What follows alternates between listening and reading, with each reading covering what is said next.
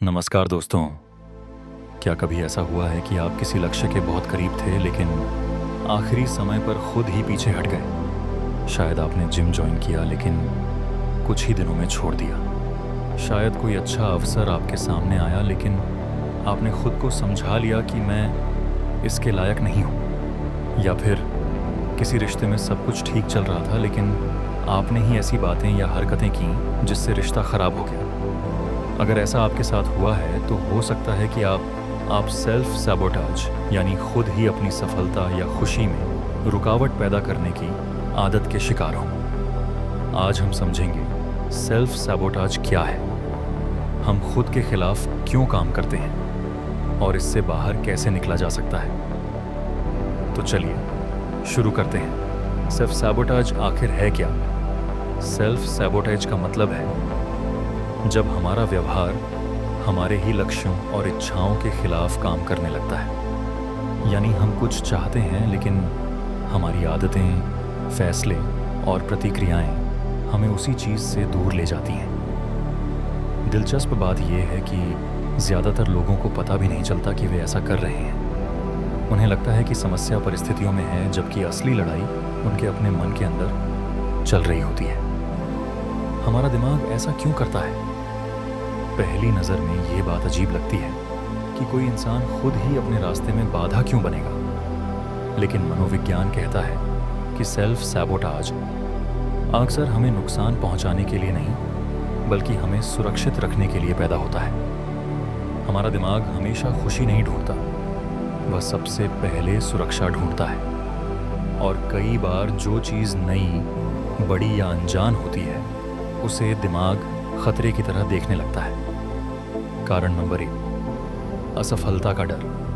बहुत से लोग सफलता नहीं बल्कि असफलता से डरते हैं। वे सोचते हैं अगर मैंने पूरी कोशिश की और फिर भी असफल हो गया तो? इस दर्द से बचने के लिए वे कोशिश ही अधूरी छोड़ देते हैं। फिर अगर वे असफल होते हैं तो खुद को कह सकते हैं मैंने पूरा प्रयास ही नहीं किया था। यह असफलता के दर्द से बचने का एक मनोवैज्ञानिक तरीका बन जाता है। कारण नंबर 2, सफलता का डर। कुछ लोग सफलता से भी डरते हैं क्योंकि सफलता के साथ नई जिम्मेदारियां और उम्मीदें आती हैं। इसलिए जब वे आगे बढ़ने लगते हैं तो अनजाने में खुद ही अपने कदम रोक देते हैं। कारण नंबर 3, लो सेल्फ एस्टीम।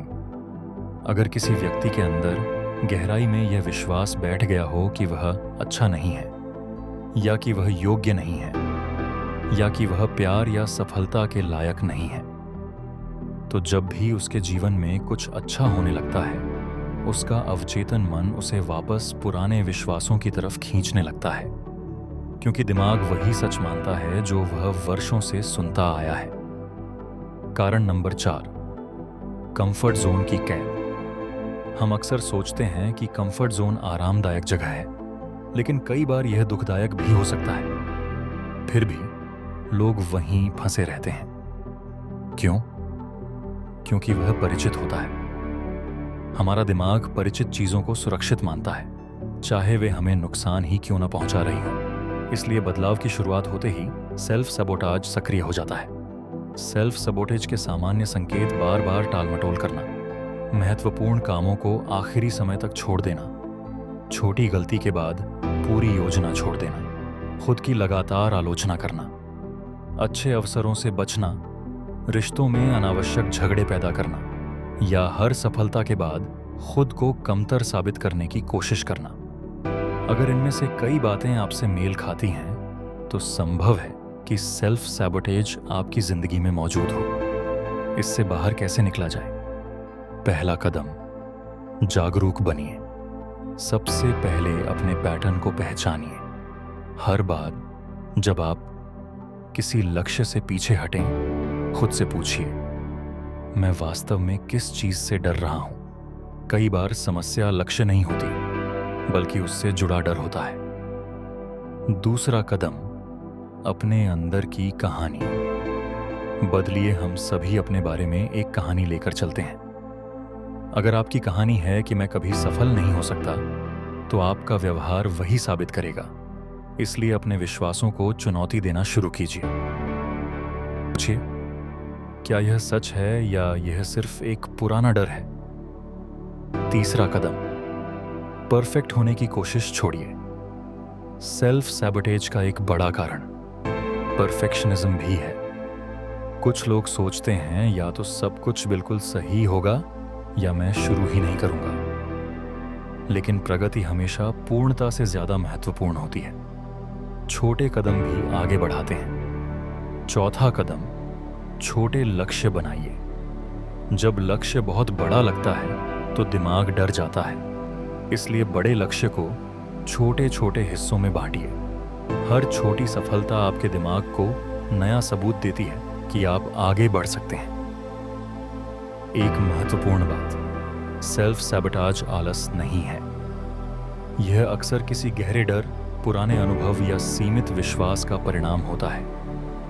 इसलिए खुद को दोष देने के बजाय अपने व्यवहार को समझने की कोशिश कीजिए। समझ ही बदलाव की शुरुआत है। निष्कर्ष, कई बार हमारा सबसे बड़ा दुश्मन कोई बाहरी व्यक्ति नहीं बल्कि हमारे अंदर छिपे डर और विश्वास होते हैं। सेल्फ सैबोटेज हमें सुरक्षित रखने की कोशिश करता है, लेकिन उसी प्रक्रिया में हमें आगे बढ़ने से रोक देता है। जब हम अपने पैटर्न पहचानना शुरू करते हैं तो धीरे धीरे हम उन अदृश्य बाधाओं से मुक्त होने लगते हैं। याद रखिए, आपकी असली क्षमता अक्सर आपके डर के दूसरी तरफ इंतजार कर रही होती है। अगर आपको ये वीडियो पसंद आया हो तो लाइक करें, शेयर करें और चैनल को सब्सक्राइब करना न भूलें। मैं आपसे फिर मिलूंगा एक और रोचक मनोवैज्ञानिक विषय के साथ। धन्यवाद।